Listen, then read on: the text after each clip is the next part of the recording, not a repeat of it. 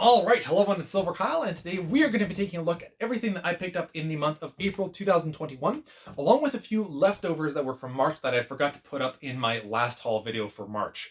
So, quite a lot here, especially for April. We have a bunch of different things that I like for a bunch of different systems, some books, some oversized hardcovers, some Omnibus, a lot of good stuff here. But let's get into the few things that I missed in March by accident. Starting off with Bravely Default 2. So this is they had Bravely Default, which I loved. I beat it. Other than a few things where you had to replay the game, I pretty much really did enjoy that game. Then they had an actual sequel to it called Bravely Second, also on the 3DS, which followed along with the story of the first one. I didn't get a chance to play that. I do own it though. Just never haven't had the time. But then Bravely Default 2 came out, and this is kind of like Final Fantasy 1, 2, 3, 4, 5. You don't have to play any of the previous games. It's just kind of like very similar styles. So if you've never played Bravely Default, the first game, you do not have to play any of the previous games before you jump into this one. This is completely brand new. You can just dive into this, and I'm enjoying it. I'm only a few hours into the game so far, very much similar to the first game. I will say that I'm not exactly enjoying the characters as much as I did in the first game.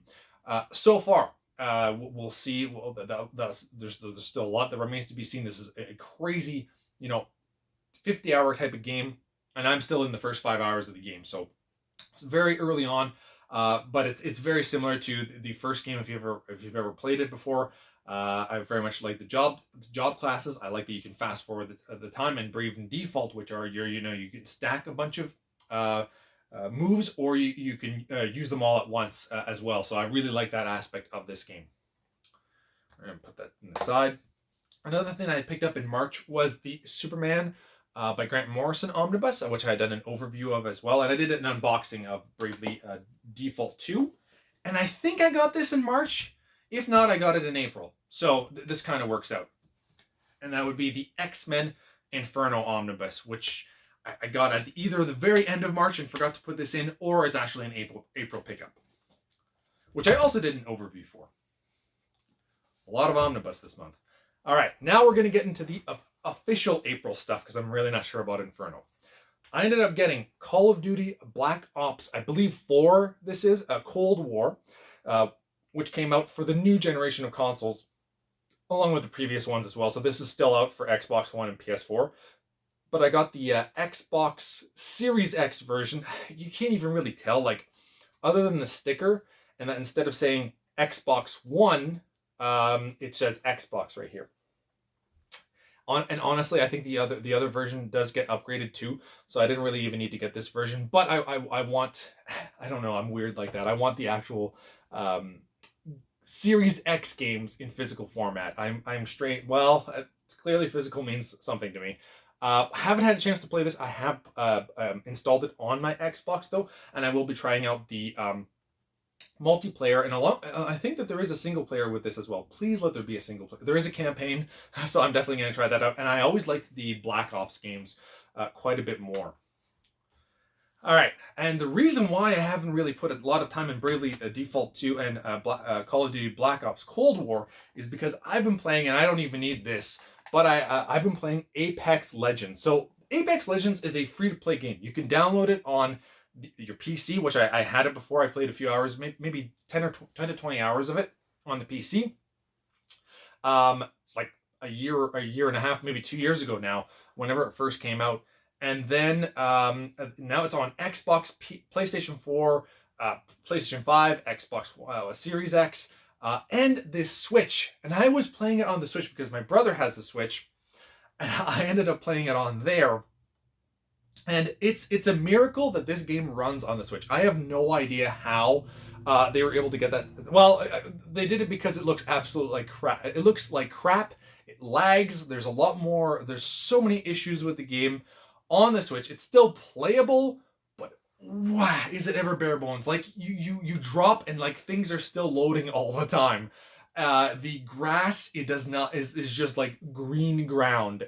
There's so little detail in the game on the Switch, but it still runs. You can still play it. Some games, it'll actually be working okay, but I still feel like there's so much more lag, and it's much slower than it is on all of its counterparts.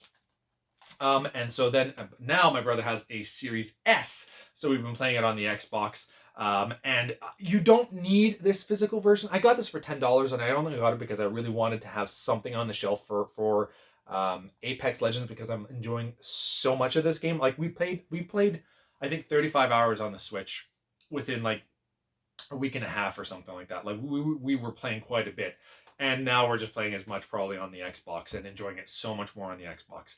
And I got this version because it's Lifeline, who I always play as, which is the healer class.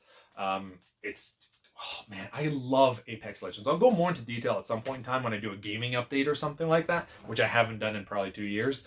But yeah, I definitely want to be talking about Apex Legends. And we're going to take a look at what's included in this. I have no idea if there's extra stuff that I can maybe unlock some more characters, skins or something like that, or for the characters themselves and the guns as well.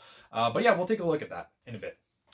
Next up, I ended up getting this once again because I want it for the Series X. I want more Series X games, and that is Watch Dogs Legion, which also came out on the Xbox One and the PlayStation 4, but it does have a version for the next-gen consoles. I haven't opened this up yet. I have played the first Watch Dogs.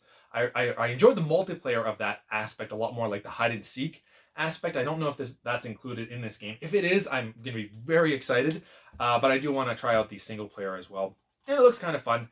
I just don't necessarily know if I need to play Watch Dogs 1 and 2 before I dive into Legion. Next up is Tales of Berseria, which I don't know why it took me so long to pick up this game, but I really want to get all the RPGs that are on the PlayStation 4, and then eventually I'll play them on the PlayStation 5, because I've hardly played PlayStation 4 games.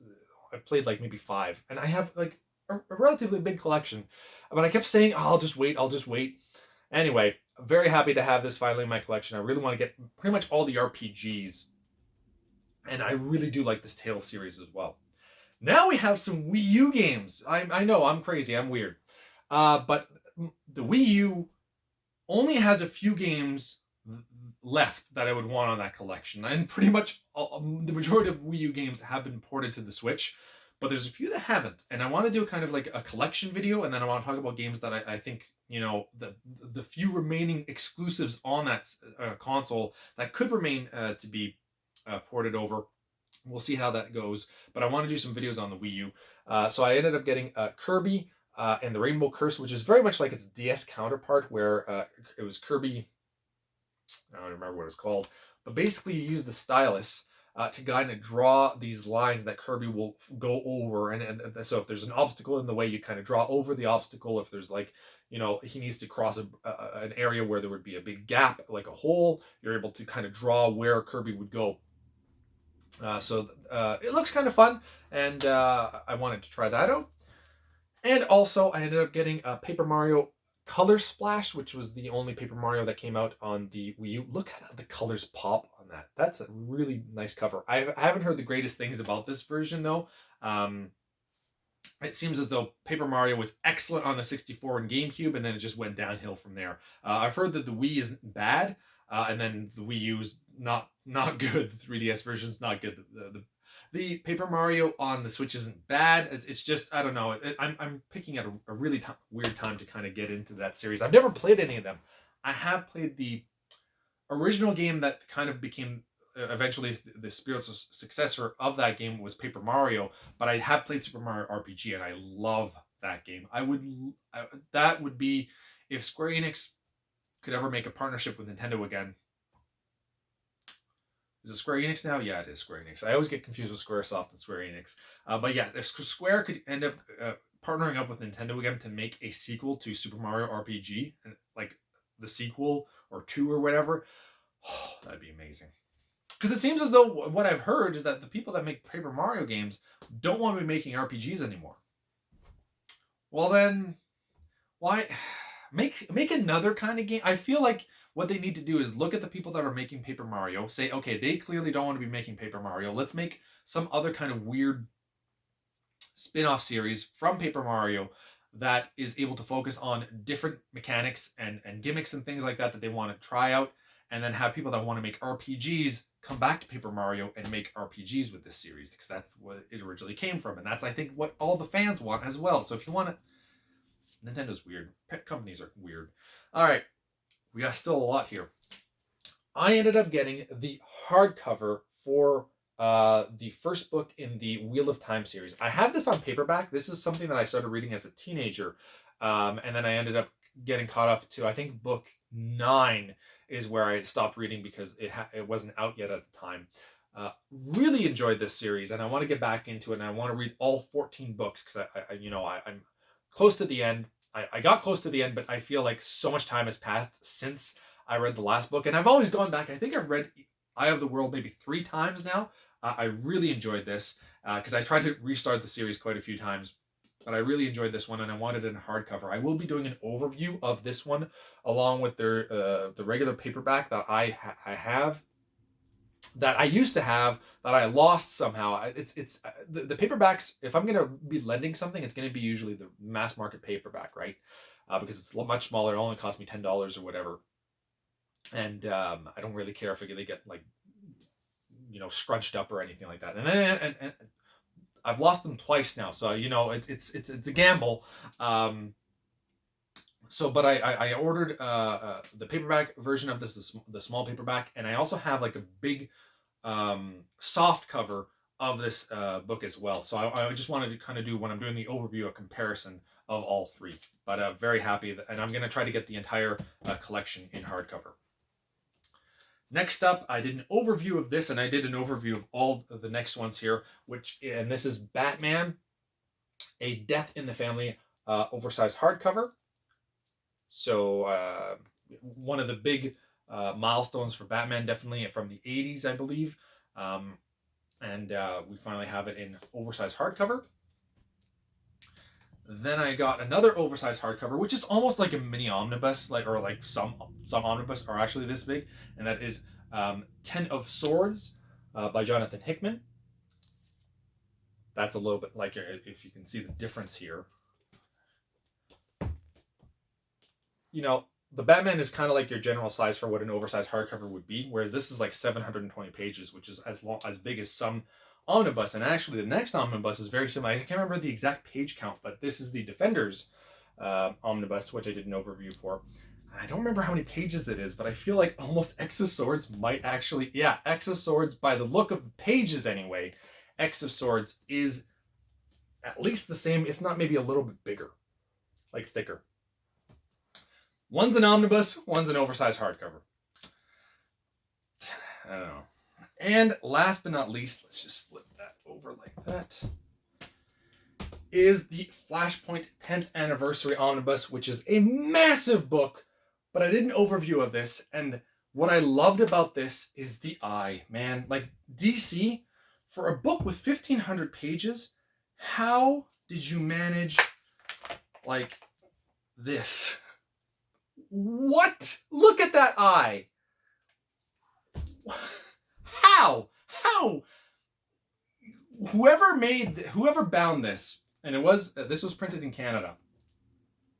You can even see the eye a little bit as it's closed. That's props to DC for doing that. I hope that whoever bound this book looks at all their other books and binds them just as good, because like we have Superman by Grant Morrison, and I bet you, which is like half the size. Yeah, look at this. I probably haven't stretched this out properly. I can't remember if I have or not. But look at the eye on that. That is so sad. It's half the size. That eye should be popping out. Anyway, that's it. That's everything that I picked up in the month of April, and a little bit from March as well. Let me know in the comments below what you picked up in the month of April. And you have all been bearded in. This video is going to be massively long. Oh, it's only 14 minutes. That's not too bad. All right, you've been bearded in. Beardage.